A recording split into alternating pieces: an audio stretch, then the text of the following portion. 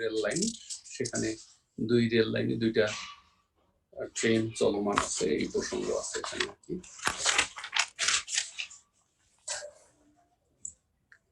তাহলে অঙ্কন করলে বা অঙ্কনের সাথে সাথে আলোচনা করলে উদাহরণ 3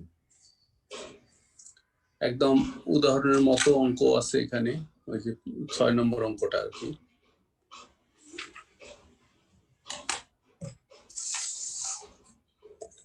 তোমরা এই যে দেখো, একটা হবে অনুভূমিক সরলরেখা, আর একটা হবে উল্লম্ব সরলরেখা। এই 2টা রেলপথ, 2 রেলপথে 2টা রেলগাড়ি চলবে সমবেগে। তো সমবেগে চলবে মানে ব্যাপারটা এরকম আর কি, চলবে।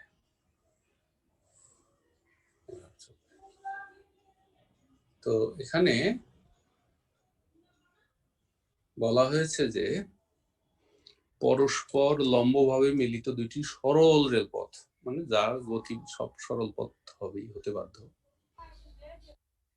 তো একটা ট্রেন বেগ 30 কিলোমিটার/আওয়ার, আর একটা ট্রেনের বেগ হবে 40 কিলোমিটার/আওয়ার।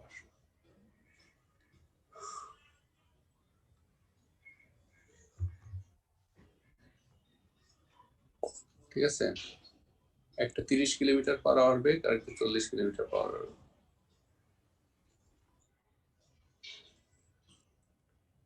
তো বলা হচ্ছে কি, মনে করো এভাবে ট্রেন চলছে, যাই হোক এটাকে জংশন বলা হয়। 2টা রেল লাইন যেখানে মিলিত হয় সেটা হলো জংশন।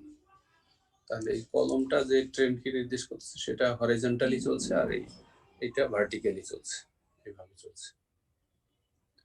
হ্যাঁ, তো সকাল 10টায় এই ট্রেনটা যখন জংশনে ছিল, সকাল 10টায়, হ্যাঁ, সে তার মতো যাচ্ছে, আর বিকাল 3টায় এ আবার তখন জংশনে পৌঁছে। সকাল 10টা এখন এইভাবে চলছে চলছে, ট্রেন দুটো চলছে চলছে, এই বিকাল 3টা। আবার দেখো সকাল 10টা বিকাল 3টা, সকাল 10টা আর বিকাল 3টার মধ্যে এই যে যাত্রা পথ, এই যে এখানে এখানে আছে, তারা এইখানে আছে, এখানে আছে, এখানে আছে, কখন তাদের মধ্যবর্তী দূরত্বটা সবচেয়ে কম, এটাই নির্ণয় করতে বলা হয়েছে। মূল কথা হলো সকাল 10টায় যখন একটি ট্রেন এখানে জংশনে, তখন আর এক পথে তো আছে, এক পথের কথা বলা হয়নি, 2 রাস্তায় আছে। তো এটা বলা হয়েছে যে বিকাল 3টায় জংশনে পৌঁছায়। তার মানে সকাল 10টা থেকে বিকাল 3টা অবধি সে সমবেগে চলছে। তাহলে কত দূরত্ব অতিক্রম করছে? এর বেগ আবার 40 কিলোমিটার/আওয়ার, মানে 200 কিলোমিটার। সকাল 10টায় সে 200 কিলোমিটার দূরে ছিল, এইদিকে ছিল। তো 200 কিলোমিটার অতিক্রম করে বিকাল 3টায় এখানে পৌঁছেছে। সকাল 10টায় 200 কিলোমিটার দূরে ছিল, বিকাল 3টায় 200 কিলোমিটার অতিক্রম করে জংশনে পৌঁছেছে। তো এই যে সকাল 10টার পর এই যে তাদের গতিপথ, এই যে একটা, এই একটা পজিশন, তো কখন তাদের মধ্যবর্তী দূরত্বটা সবচেয়ে কম ছিল, এটাই আমাদেরকে নির্ণয় করতে বলা হয়েছে। তো আমরা শুধু ব্যাখ্যায় যাবো যে ও হলো জংশনটা, ঠিক সকাল 10টায় আর একটি ট্রেন ছিল এ বিন্দুতে। ঠিক আছে, এই 10টা বাজার টি ঘন্টা পরে এই প্রথম ট্রেনটাকে আমরা বিতে রাখি, প্রথম ট্রেনটাকে আমরা বিতে রাখি।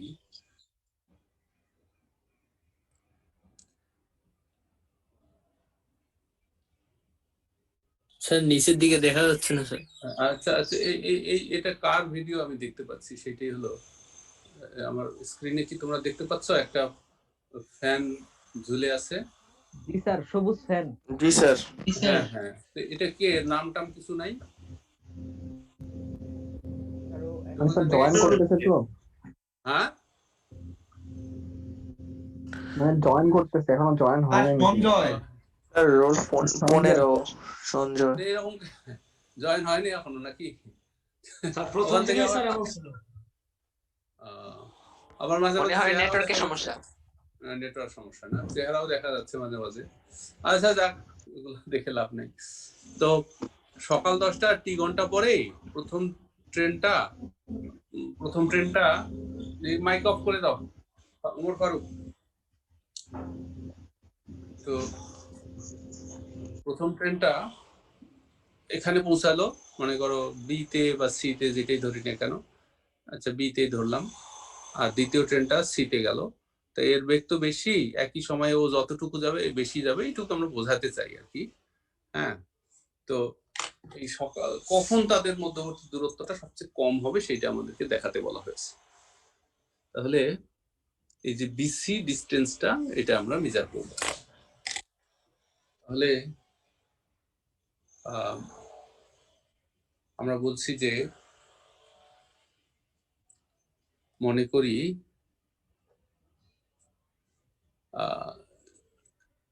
এখানে শব্দটা কি দিয়েছে, জংশন শব্দটি লিখেছে না, হ্যাঁ জংশন শব্দটি লিখেছে। জংশনটি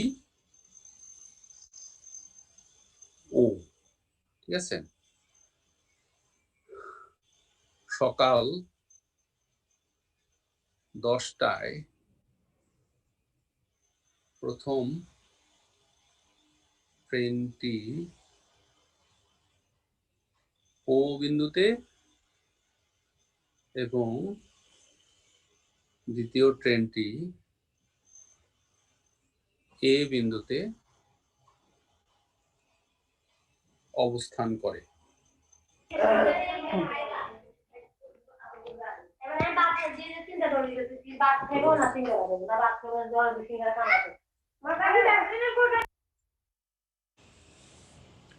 ট্রেনটি বি বিন্দুতে অবস্থান করে। বিকাল 3টায় দ্বিতীয় ট্রেনটি ওতে পৌঁছে বা জংশনে পৌঁছে। অতএব এও সমান তার বেগ 40 কিলোমিটার/আওয়ার। বিকাল 3টা, সরি 5 আওয়ার লাগলো। হ্যাঁ, সকাল 10টা থেকে বিকাল 3টা 5 ঘন্টা লাগছে। 200 খাতা দেখা কিলোমিটার। যায় না স্যার, খাতার একটু উপরে ওঠান।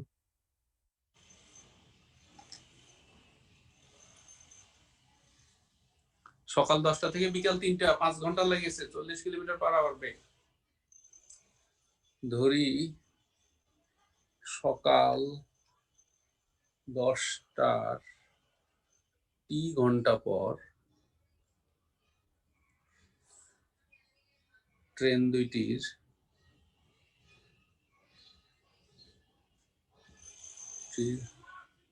অবস্থান যথাক্রমে B O C.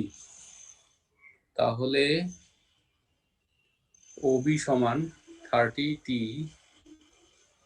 Kilometre, R A C, এ থেকে সিতে পৌঁছাইলো, সকাল 10টা এতে ছিল, 40t কিলোমিটার। ঠিক আছে, অতএব ওসি সমান ও এ মাইনাস খাতাটা স্যার একটু উপরে উঠায়েন স্যার। ও এ মাইনাস এসি সমান 200 মাইনাস 40t। তাহলে আমরা ওসি আর ওবি দূরত্বটা পেয়ে গেছি। তো পিথাগোরাস দিয়ে বিসি স্কয়ার বের করবো। এখন এইটুকু লিখে নাও, আমি পৃষ্ঠাটা উল্টাবো।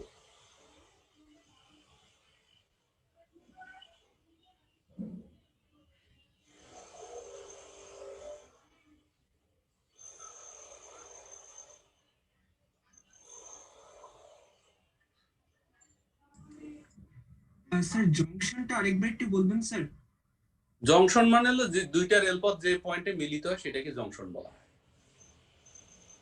ও বিন্দুটা জংশন। Okay sir. পৃষ্ঠাটা উল্টাবো এখন। জি স্যার। তাহলে বিসি স্কয়ার উদাহরণে তো করাই আছে অঙ্কটা। বিসি স্কয়ার সমান ওসি স্কয়ার প্লাস, বাকি ছিল একটু স্যার, আগের পেজ একটু দেখানো যাবে?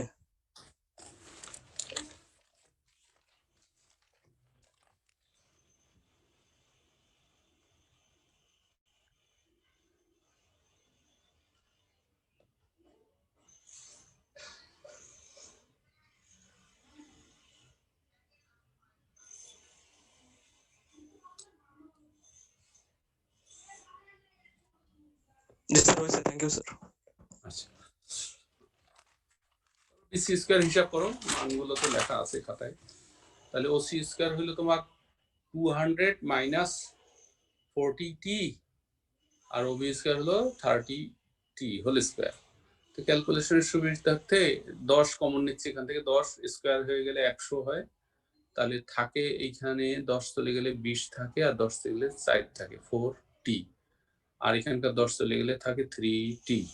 হ্যাঁ, তাহলে 100 বাইরে থাকতেছে 4 স্কয়ার আর 3 স্কয়ার, 16 আর 9 25t স্কয়ার। এখান থেকে 4 20 80, 80 দুগুণে 160, 160t, আর থাকে 20 বর্গ হলো 400। ঠিক আছে, এরকম থাকে। তো আমরা 100 বাইরে রাখলাম। এইবার একটু বর্গ রাশিকে একসাথে ঢুকানো হচ্ছে, তাহলে এখানে 5t কে বর্গ করলে এটা হবে মাইনাস 16 দিয়া হোল স্কয়ার করে দিলাম, তাহলে দেখবা এই দুইটা পদ মিলে গেছে। 25t স্কয়ার 2 × 5 × 16 এইটা, আর 16 বর্গ হইল 16 বর্গ যোগ 12 বর্গ, বুঝছো, মিলে হয় 400। এই তো বাইরের 100টাকে ওখানে আবার 10 করে ঢুকাই দিচ্ছি, 50t minus 160 whole square plus 120, এরকম করে দিলাম। এই হলো ক্যালকুলেশনটা। তো দ্বিঘাত রাশিতে একটা বর্গ রাশি করানোর ফলে আমরা বলি যে এই বর্গ রাশিটা কখনো নেগেটিভ হবে না। কাজেই বিসি স্কয়ার তথা বিসি এর মান ক্ষুদ্রতম হবে যদি 50t মাইনাস 160 হোল স্কয়ার এর মান ক্ষুদ্রতম হয়। হ্যাঁ, অতএব বিসি এর ক্ষুদ্রতম বা স্বল্পতম মানের জন্য, তো বর্গ রাশি কখনো নেগেটিভ হয় না, বুঝছো। এটা সরি 52 5 ঘন্টা, তাহলে 3 ঘন্টা যোগ 1/5 ঘন্টা, 3 ঘন্টা যোগ 60 দিয়ে গুণ করে দিলে 5 12 12 মিনিট, 5 ঘন্টা 12 মিনিট, 3 ঘন্টা 12 মিনিট। অতএব সকাল 10টার 3 ঘন্টা 12 মিনিট পর, অর্থাৎ দুপুর 1টা 12 মিনিটে ট্রেন দুইটির মধ্যবর্তী দূরত্ব ক্ষুদ্রতম হবে।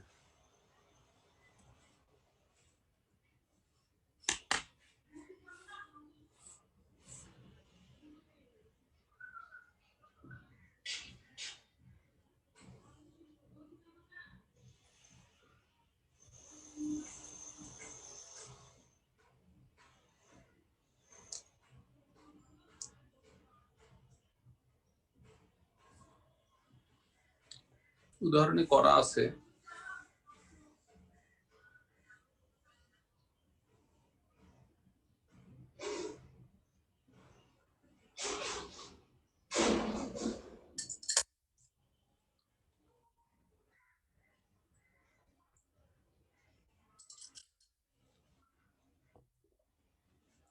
বুঝছো, পরের অঙ্কে যাবো। জি জি স্যার। স্যার। আচ্ছা, তাহলে পরের অঙ্ক তো আর নাই, উদাহরণ করবা, স্রোতের অঙ্কগুলো একাধারে সব শেষ করবা, নদীর যত অঙ্ক আছে, আর 2-1টা অঙ্ক পাবে তোমাদের পরিচিত স্থিতিবিদ্যায় করেছো। এরপরে আমাদের বইয়ে আছে আপেক্ষিক বেগ, হ্যাঁ, আপেক্ষিক বেগের অঙ্ক তোমরা ফিজিক্সে আশা করি করছো। হ্যাঁ, এখানে এই যে একটা বৃষ্টির ফোঁটার অঙ্ক আছে, হ্যাঁ, সেইটা দেখবে। আর এই যে 7 নম্বর অঙ্কটা,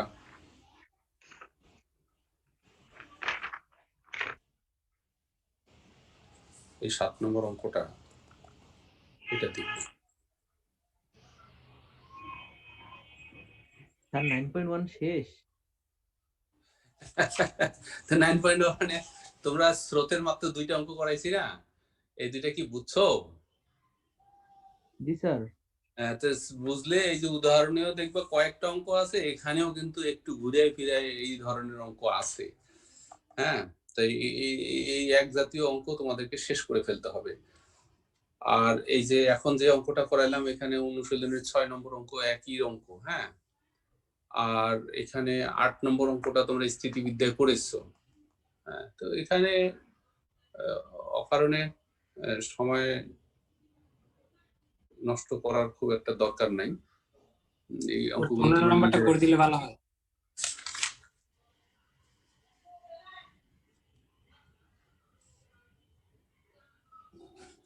কোনো কর্মপ্রাণী নির্দেশ করে গিয়েছিল।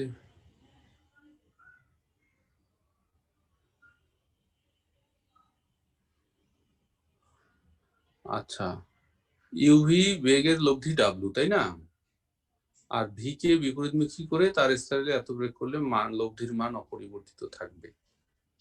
এটা অঙ্কের কথা অনুসারে আগাইলে কি হয় না? ট্রাই করেছো? আমি ক্যালকুলেশনস একটু জটিল হয়। ক্যালকুলেশন জটিল হয়। তো আমি আর ওই এখানে রিস্ক নিতে চাচ্ছি না। তো তোমাদের শুধু এইটুকু বলি, বা তুমি যদি করে থাকো আমি দেখবো পরে দিন না হয়। ইউভি যদি আলফা কোণে থাকে তাহলে ডাব্লিউ স্কয়ার হয়ে যাচ্ছে কত? U square plus v square plus twice u v cos alpha. আর পরবর্তীতে ইউ থাকতেছে, আবার ভি এর জায়গায় দিয়ে দিতে হচ্ছে এই বেগটা, নাকি? আর আমাদের ভি এর জায়গায় এই বেগটা, আর অ্যাঙ্গেল হয়ে যাচ্ছে 180 ডিগ্রি মাইনাস আলফা, তাই না? যখন তোমরা ঘুরিয়ে ধরবে, যখন তোমরা বেগটাকে ঘুরিয়ে দেবে তখন আলফার জায়গা হয়ে যাবে 90 ডিগ্রি মাইনাস আলফা। এটা করে দেখো, দেখি কি হয়। হ্যাঁ, আচ্ছা, তো এখন 9.2 এ আপেক্ষিক বেগ তো তোমরা ফিজিক্সে করছো আশা করি। হ্যাঁ, জি স্যার, করেছিলাম প্রথম বর্ষে। প্রথম বর্ষে করছো না? তাহলে এখন তোমাদেরকে 2টা অঙ্ক হোমওয়ার্ক দিলাম। এই যে উদাহরণ, একটা উদাহরণই করা আছে। বৃষ্টির দিনে একটা লোক 5 কিলোমিটার বেগে হেঁটে দেখলো বৃষ্টি খারাপভাবে পড়ছে। তার বেগ দ্বিগুণ করে দেখলো বৃষ্টি খাড়া রেখার সাথে 30 ডিগ্রি কোণে পড়ছে। বৃষ্টির প্রকৃত বেগ নির্ণয় করো। আর অনুশীলনের 7 নম্বর অঙ্ক। তো এই 2টি অঙ্ক তোমরা বাসায় একটু ট্রাই করেও, আর না হলে আমি 7 নম্বর অঙ্কটা করে দেবো নেক্সট ক্লাসে। ঠিক আছে? একটা বৃষ্টির অঙ্ক করিয়ে দিতেন স্যার। এই বৃষ্টির অঙ্কটা জি স্যার। জি স্যার, আপেক্ষিক বেগের যে কোনো একটা অঙ্ক। তো আপেক্ষিক বেগ সম্পর্কে তো তোমাদের যেটা বুঝতে হবে যে যখন মানে একটা চলমান কণাকে আর একটা চলমান কণার চলমান অবস্থা থেকে দেখা হয়, হ্যাঁ, তখনই কিন্তু আপেক্ষিক বেগের প্রশ্ন আসে, তাই না? তো যেমন লক্ষ্য করো, তুমি রাস্তায় কোনো কিছুতে যাচ্ছ, একটা বাসে হোক বা সাইকেলে হোক বা রিক্সায় হোক, যাচ্ছ এই বেগে। যখন পিছন থেকে তোমার চেয়ে দ্রুত গতির কোনো কিছু তোমাকে অতিক্রম করে যায়, হ্যাঁ, তো তোমার তার বেগটা যদি এইটুকু হয় তাহলে তো অতিক্রম করে যাবে না, তোমরা তখন দুইজন প্যারালাল পাশাপাশি চলতে থাকবা, তাই না? এইটুকু বেগ যদি হয় পিছনের কণাটার, একই দিকে যাচ্ছ, তাহলে দুইজন প্যারালাল চলতে থাকবা, এমনকি দুজনে মিলে মানে স্থির আছো এইরকম ভেবে পাশাপাশি কথা বলারও সুযোগ পাবে। কিন্তু তোমার বাহনটিকে যখন পাশের বাহনটি অতিক্রম করে যায় তা নিশ্চয়ই তার বেগ বেশি থাকে, কিন্তু তুমি যখন এই যাত্রী হিসাবে থাকো এই বাহনটিতে, তখন কিন্তু তুমি দেখো যে এটি খুব অতি কষ্টে তোমাকে অতিক্রম করে গেল। কিন্তু রাস্তায় দাঁড়িয়ে থাকা একজন ব্যক্তি কিন্তু সে দেখতে পায় এটাও দ্রুত গতির, তার চেয়ে বেশি দ্রুত গতির এইটা, কিন্তু তোমার কাছে কিন্তু মনে হয় তুমি তোমার বাহনটিকে অতি কষ্টে এই বাহনটি অতিক্রম করে গেল। অর্থাৎ তোমার অবস্থা থেকে, তোমার গতিশীল অবস্থার কারণে, অর্থাৎ আমি রাস্তায় দাঁড়িয়ে দেখতেছি তখন আমি এটা হ্যাঁ গতিশীল, তার চেয়ে বেশি গতিশীল দ্রুত গতির এটা আমি যেটা বুঝবো, তুমি কিন্তু তত গতিশীল মনে করবে না, মনে করবে যে হ্যাঁ খুব স্লোলি অতি কষ্টে এই বাহনটি তোমার বাহনটিকে অতিক্রম করে যাচ্ছে, এরকমও মনে হবে। তো তোমার গতিশীল অবস্থার কারণে যখন তুমি আরেকটি গতিশীল কণাকে বিচার করবে, তখন তোমার অবস্থার সাপেক্ষে যখন আরেকটাকে করতে হয় তখন তোমার বেগটাকে ঘুরিয়ে দিতে হয়। একইভাবে একই বেগে তুমি যাচ্ছ, হ্যাঁ, তুমি একটা স্থির কণাকেও বা একটা দাঁড়িয়ে থাকা নারিকেল গাছকেও দেখবা যে নারিকেল গাছটা তোমাকে অতিক্রম করে যাচ্ছে, আসলে তুমি যত দ্রুত যাচ্ছ সেও তোমাকে তত দ্রুত অতিক্রম করছে। অথবা তুমি একটা বাসে যাচ্ছ আর একটা ভ্যান গাড়ি যার ভেলোসিটি যথেষ্ট কম, সে কিন্তু আরো দ্রুত গতিতে তোমাকে অতিক্রম করে যাবে। এক্ষেত্রে এই বাসটি অনেক বেশি, এই পিছনের বাহনটি অনেক দ্রুত গতির থাকলেও তুমি তাকে কিন্তু দেখেছো যে তোমাকে অতি কষ্টে অতিক্রম করে যাচ্ছে, তুমি তাকে স্লো মনে করবে কারণ তোমার গতিশীল অবস্থার কারণে। কিন্তু এই ভ্যানটার ভেলোসিটি অনেক কম হওয়ার ফলেও তুমি ওটাকে দেখবে যে আরো দ্রুত গতিতে অতিক্রম করে গেল। অর্থাৎ তোমার অবস্থার সাপেক্ষে এটাকে যখন বিচার করবা, তোমার বেগটাকে ঘুরিয়ে এর সাথে যুক্ত করে দিতে হয়, অর্থাৎ তোমার বেগটাও এর সাথে যুক্ত হয়ে যায়। তো এই জন্য যে লজিকটিকে কাজে লাগাতে হয় সেটা হলো, যখন একটা চলমান কণা আর একটা চলমান কণাকে বিচার করে বা একটা কণার সাপেক্ষে আর একটা গতি দেখা হয়, তখন যার সাপেক্ষে দেখা হয় তার বেগটাকে ঘুরিয়ে ওইটার সাথে লব্ধি হিসাবে নিতে হয়। যেমন মনে করো বেশ বড় একটা জলরাশিতে বা বড় নদীতে একটা স্টিমার এইভাবে চলছে আর একটা স্টিমার এইভাবে চলছে। তুমি নদীর তীরে দাঁড়িয়ে থেকে দেখবা তারা জলরাশিতে এইরকম একটা অ্যাঙ্গেল তৈরি করেছে, কিন্তু তুমি যখন এখানে যাত্রী হিসাবে থেকে ওইটাকে দেখবা, তখন যে বিচারটা করতে হবে সেটা হলো যে মানে তুমি তখন মানে নদীর তীরে দাঁড়িয়ে থাকা ব্যক্তি একে যেভাবে দেখবে তুমি কিন্তু সেভাবে দেখবে না। অর্থাৎ এই এক নম্বর VA ভেলোসিটি আর VB ভেলোসিটি, এ কণার ভেলোসিটি আর বি কণার ভেলোসিটি, তাহলে এ কণার সাপেক্ষে যদি বি কণার ভেলোসিটি বিচার করতে হয় তাহলে এইটাকে ঘুরিয়ে ওর সাথে লব্ধি নিতে হয়। তো লব্ধি নেওয়ার কয়টা পদ্ধতি আছে? দুইটা। তো আমরা যেমন ত্রিভুজ সূত্র জানি, তাহলে এইটাকে তোমার সমান্তরাল করে এখানে নিয়ে আসতে হবে, এই যে এটাকে এখানে সমান্তরাল করে নিয়ে ঘুরিয়ে দিতে হবে। অর্থাৎ তুমি তখন তাকে এইভাবে যেতে দেখাচ্ছে অন্ধকার হয়ে আছে। কেন, আমি তো খাতায় দেখতেছি ঠিক মতনই। তা লজিকটা হলো, দুইটা চলমান কণা যদি এই VB মাইনাস VA এর অর্থ হলো এ কণার বেগের সাপেক্ষে বি কণার বেগ যদি বিচার করতে হয়, তাহলে এ কণার বেগটাকে রিভার্স করে ওইটার সাথে লব্ধি বের করতে হয়, যার সাপেক্ষে বিচার করতে হবে তাকে। এইটা হলো লজিক। অর্থাৎ আমরা বলি apparent velocity of B with respect to A, VBA লিখি তখন এটাকে apparent velocity of B with respect to A, বড় হাতের দিলে বড় হাতের, ছোট হাতের দিলে ছোট হাতের, এরকম আর কি। যেমন এখানে এই ভ্যানের গতিবেগ উল্টা দিকে আছে, তোমার বেগটার সাথে যুক্ত হয়ে একটা বড় বেগ হয়ে যাবে, আবার তোমার বেগটা এটার সাথে ঘুরিয়ে দিলে এই বেগটা ছোট হয়ে যাবে, ঠিক আছে, লব্ধি বেগটা খুব ছোট হবে। কাজেই কোনো দুইটি চলমান কণার ক্ষেত্রে একটা কণার গতির সাপেক্ষে আরেকটা কণার গতিকে যখন বিচার করা হয় বা দেখা হয় তখন সেটা আপেক্ষিক বেগ বলা হয়। সেক্ষেত্রে যার সাপেক্ষে দেখা হয় তাকে ঘুরিয়ে দিয়ে লব্ধি বের করতে হয়। তাহলে এই দৃষ্টির অঙ্কটাতে যেভাবে চিত্র আঁকা হয়েছে সেটা একটু লক্ষ্য করো। বইয়ে তো করাই আছে, আমি না সমীকরণ জোড়াতালি লিখে দিব।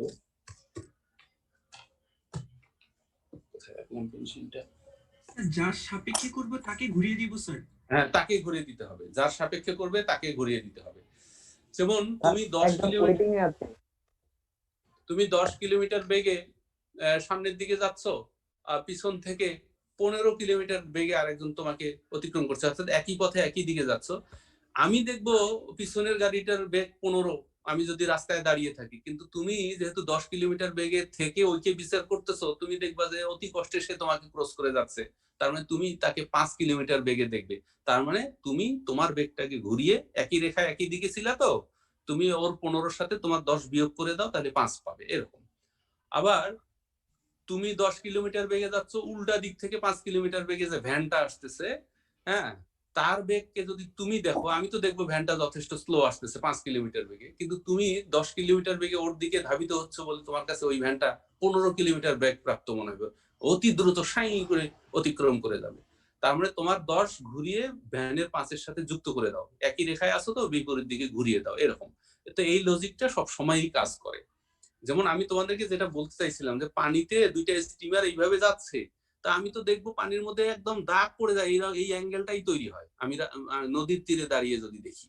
কিন্তু যখন তুমি এইখানে এই লঞ্চে থেকে ওইটাকে বিচার করো, তখন তোমার কাছে কিন্তু এইরকম তোমার এত কাছে মনে হবে না। তো কি মনে হবে সেটার জন্যই তোমাকে করতে হবে কি, এটা ঘুরিয়ে ওর সাথে লব্ধি। তা ঘুরিয়ে লব্ধি মানে এই যে সামন্ত্রিক সূত্র দিয়েই করো বা ত্রিভুজের সূত্র দিয়ে ঘুরে নাও, তাহলে একই লাইনে ঘুরাই দিয়া এই যে লব্ধি, অর্থাৎ তোমার কাছে মনে হবে এইভাবে যাচ্ছে, অর্থাৎ আপেক্ষিক অবস্থান এমন ভাবে পরিবর্তন হচ্ছে যে তুমি দেখবে যে অলমোস্ট লম্ব হয়ে বা তার চেয়ে বেশি কোণ করে এই স্টিমারটা যাচ্ছে। তো মোট কথা, বুঝি বা না বুঝি, একটা কণার সাপেক্ষে আরেকটাকে যখন বিচার করতে হয়, তখন যার সাপেক্ষে তাকে ঘুরিয়ে দিতে হয়। তো এখানে দেখো একজন লোক, এই যে সে দৌড়াচ্ছে সামনে 5 কিলোমিটার পার আওয়ার বেগে, হ্যাঁ, তো সে দেখতেছে বৃষ্টির, তখন সে দেখে বৃষ্টিটা খাড়া করতেছে, তাহলে বৃষ্টির বেগকে সে এইভাবে দেখবে। তাহলে সে যদি যায় এই দিকে, ঠিক সমপরিমাণ ঘুরিয়ে নিতে হবে এইদিকে, এইটা সমপরিমাণ ঘুরিয়ে নিতে হবে এইদিকে, তাহলে এইটা হইতেছে তার বিপরীত দিকে ঘুরিয়ে নেওয়া অবস্থা। তাহলে বৃষ্টির ফোঁটার সঠিক দিক হইতেছে তোমার এই যে এইটা, কারণ বৃষ্টি পড়তেছে এই দিকে, তুমি ওই দিকে দৌড়াচ্ছ, তোমার দৌড়ানোর অবস্থার কারণে সে ভার্টিক্যালি পড়তেছে। তাহলে তোমার বেগটিকে ঘুরিয়ে নিয়ে, বৃষ্টির সাথে লব্ধি করলে যা হয় তাই তুমি দেখতেছো, তো বৃষ্টিকে খারাপ করতে দেখতেছো। এই হলো একটা অবস্থা। তাহলে আরেকবার একটু বলেন না। মানে তুমি এই দিকেও হাঁটতে পারো, ওই দিকেও হাঁটতে পারো। মনে করো তুমি এই দিকে হাঁটতেছো, ঠিক আছে, এইদিকে 5 কিলোমিটার বেগে হাঁটতেছো, ঠিক আছে। তো তুমি যেহেতু চলমান আছো আর বৃষ্টির কণাও চলমান, অর্থাৎ সে নিচে পড়তেছে, তোমার কাছে মনে হচ্ছে, কি মনে হবে, সেই মনে হওয়ার ব্যাপারটাই হলো তোমার বেগটাকে ঘুরিয়ে তার সাথে লব্ধি বের করা। তাহলে তুমি তোমার বেগটাকে ঘুরিয়ে দিলা আর এই বৃষ্টির ফোঁটাকে খাড়া পড়তে মনে করতেছো। তুমি যদি দাঁড়িয়ে থাকো, বৃষ্টি তোমার গায়ে এইভাবেই পড়তো, কিন্তু যখন তুমি সামনের দিকে দৌড় মারতেছো, তখন তোমার কাছে মনে হচ্ছে বৃষ্টি খাড়া পড়তেছে। কাজেই তোমার কাছে কি মনে হবে এটা বিচার করতে চাইলে তোমার যে বেগ সেটাকে তুমি ঘুরিয়ে দাও, ঘুরিয়ে দিয়ে বৃষ্টির প্রকৃত বেগের সাথে লব্ধি নাও, তাহলে আপাত বেগটা তুমি দেখতে পাবে, অর্থাৎ বৃষ্টির ফোঁটা খারাপ ভাবে পড়তেছে এটা দেখতে পাবে। তাহলে এইটা হলো তোমার বৃষ্টির বেগ ভি, আর এইটা হলো তোমার তোমার গতিশীল অবস্থা, সেটাকে ঘুরিয়ে তুমি বিচার করতেছো। এখন বলা হয়েছে যে যদি তুমি দ্বিগুণ বেগে যাও, দ্বিগুণ বেগ, তাহলে এইটাকে ডাবল করে দ্বিগুণ বেগে যদি যাও, তাহলে বৃষ্টির সাথে তোমাকে আবার লব্ধি বের করতে হবে। তাহলে এই যে এই বৃষ্টি তো তার মতোই যাচ্ছে, এটা মানে বৃষ্টির সঠিক অবস্থান এটা আর কি। তাহলে ডাবল হয়ে গেল যখন, তখন তার সাথে লব্ধি বের করার জন্য তোমার বেগটা ডাবল করলা, বৃষ্টির বেগ এইটা, তাহলে তোমার ডাবল বেগটার লব্ধি বের করার জন্য এই যে সামনে প্যারালাল লাইন হচ্ছে, তখন তুমি বলছো বৃষ্টির ফোঁটাটা 30 ডিগ্রি অ্যাঙ্গেল করেছে, আগে খারাপ পড়েছে, এই যে এবারে ওটা 30 ডিগ্রি অ্যাঙ্গেল, এই অ্যাঙ্গেলটা হলো 30 ডিগ্রি। তাহলে এই হলো চিত্র। তাহলে এটা 5, এটা ভি, এটা খারাপ হয়ে পড়তেছে, আর এটা ভি, এটা 10, এটা। তাহলে প্রথম চিত্র থেকে আমরা যে সাইন রুল জানি সেটা আমরা অ্যাপ্লাই করব। তা আমরা বলে নিচ্ছি যে এই বৃষ্টির ফোঁটাটা আসলে উলম্ব রেখার সাথে থিটা কোণ করেছে। তাহলে এই চিত্রে লক্ষ্য করো, তাহলে যখন আমি 5 দিব, প্রথম অবস্থা 5 যখন দিব, তাহলে অপর দুটির অন্তর্গত কোণ সাইন থিটা, আর যখন আমি ভি দিব, তখন এইটার এটার অন্তর্গত কোণ সাইন 90 ডিগ্রি, এই একটা সম্পর্ক। আর দ্বিতীয় ক্ষেত্রে যখন আমি 10 দিব, এই যে এই 10, তখন লব্ধি হচ্ছে এইটা, এটার সাথে এইটার কোণ হলো সাইন থিটা প্লাস 30 ডিগ্রি, হ্যাঁ, এবং ভি এর সাথেকার কোণ হলো সাইন, এইটা হলো 60 ডিগ্রি, কারণ এটা 90 ডিগ্রি। এই দুইটা সম্পর্ক থেকেই তোমরা ভি এর মানটা পেয়ে যাবে এবং থিটার মানটা পাবে।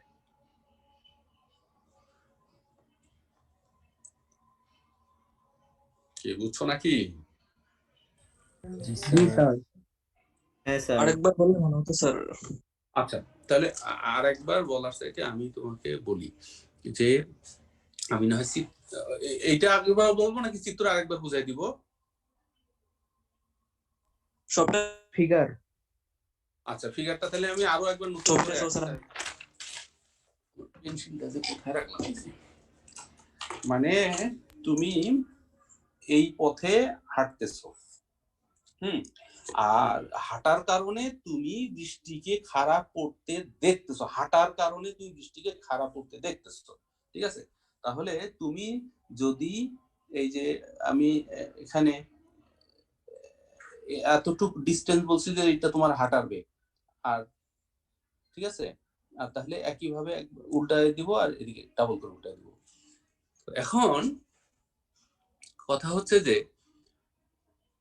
বৃষ্টি যখন খারাপ ভাবে পড়তেছে এটা হলো লব্ধি, তাহলে তুমি এই দিকে যাচ্ছিলে, এইভাবে বৃষ্টি পড়তেছে, তা তোমার কাছে যেটা মনে হয় সেটাই হলো